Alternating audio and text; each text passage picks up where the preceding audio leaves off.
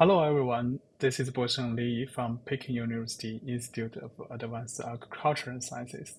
Today I would like to introduce our work using the ultra-long reads and adaptive sampling for the plant genome assembly.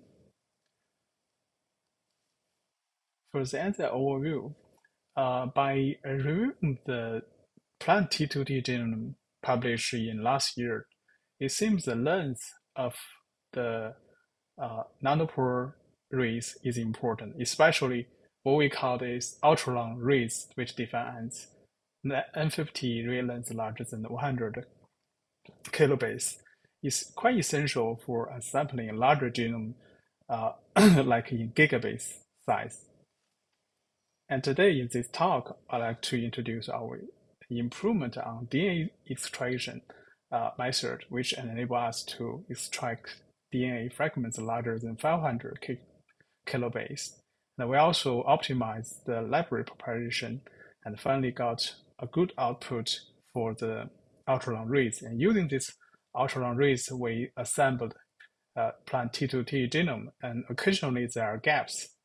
And in this case, we applied the adaptive sampling, which get enrichment on the reads surrounding the gap region, and finally reach our goal that is complete telomeres to telomeres genome.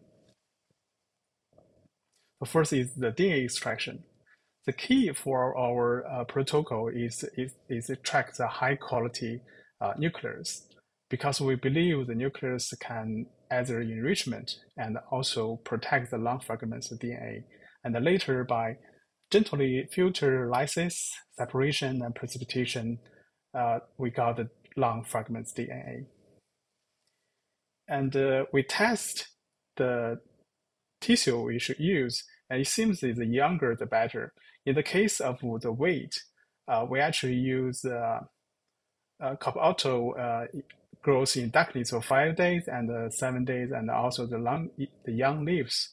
It seems the younger leaves can get the younger tissue can give a good quality on the nucleus and also get DNA fragments more larger than 500 kilobase. And by sequencing more than 200 libraries, it proves that the younger tissue get a longer N50 read length. Using the same protocol, we also extract the high-quality long DNA from pepper, tomato, cucumber, and lettuce. And we also optimize the library preparation. Right now, from the Oxford Nanopore Technologies, there are two cases for the library preparation. Either use the TN5 transportase or the ligation reaction to add adapters. We optimize several steps, including the input, the DNA, the reaction time, and other like the washing steps to finally get a high quality long DNA library without short fragments. And for the ultra-long reads outputs, using the above optimization on the protocols, we get similar output compared to a previous study in the weight, but much longer in the N50 length. And in the case for the single cell, for the one specific cell, we reach the maximum N50 length to 130 kilobase. You can see there are more than 5 gigabase of the reads is purely larger than 100 kilobase. Even couple gigabase, the reads reach to more than 200 kilobase. So in the case of chili pepper, we get good outputs, which reach to 40 gigabase per cell. And using 4 cells, we get like 180 gigabase of ultra-long, most of them actually ultra-long reads. So using this ultra-long reads we sequenced, which enable us to assemble, combine with other sequencing technologies, we can assemble a complete T2T genome of the hexaploid weight, which is 17 gigabase in genome size, and also complete chili pepper genome, which in 3 gigabase of the genome size. We also sequence the other plants like the tobacco, the tomato, and the popular trees. And in most of the cases, we have a good proportion of ultra-long reads, and you can see most of them are larger than 60%. And in the case of pepper and wheat, we get the proportion to more than 90% of ultra-long reads of the total outputs.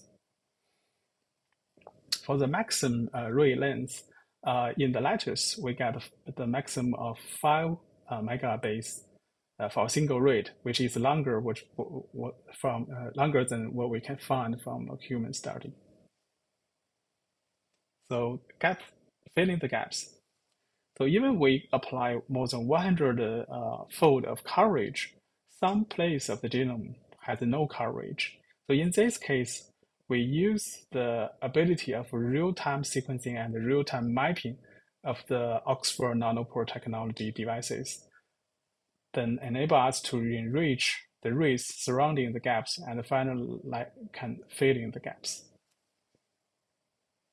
So in the case of Arabidopsis, the most complete genome assembly is the Peking University Columbia assembly, this version. It has 6 gaps has been left on chromatin 2 and 4, and we use adaptive sampling compared to the standard sequencing. We get high rearrangement on each gaps. So mapping, you can see most of the reads were mapping to the gap region, which is located on the telomere region of chromatin 2 and 4. And there are also some off-target reads. But compare the coverage, the target region is much higher, significantly higher than the non-target region, and also the read length. Especially for the reads which cover each end of the gaps compared to the partially covered reads, the reads covers each end is much longer. That indicates not only the adaptive sampling, but also the ultra-long, the read length is necessary and essential for filling the gaps. And finally, we get all the 6 left gap of the Arabidopsis field. And by multi-read supported, we actually deleted the 2 gaps. Actually, there are no gaps there, but we fill the left 4 gaps with different size of reads we got. In another case, when we assembling the T2T genome of a watermelon, there's only 1 gap left on the upper telomere region in chromatin 8. By using the adaptive sampling, we get a good coverage on the surrounding the gap region, also the read length. And finally, we can get more than almost 6,000 of specific telomere repeats and finally fill these gaps. And finally, I would like to thank our Nanopore small group, which Dr.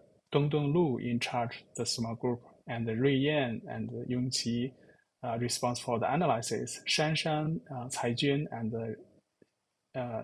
Yanxia, they did the bench work. And also thank all the 3 companies cooperate with us for the discussion and also for lending the sequencing devices occasionally. Thank you.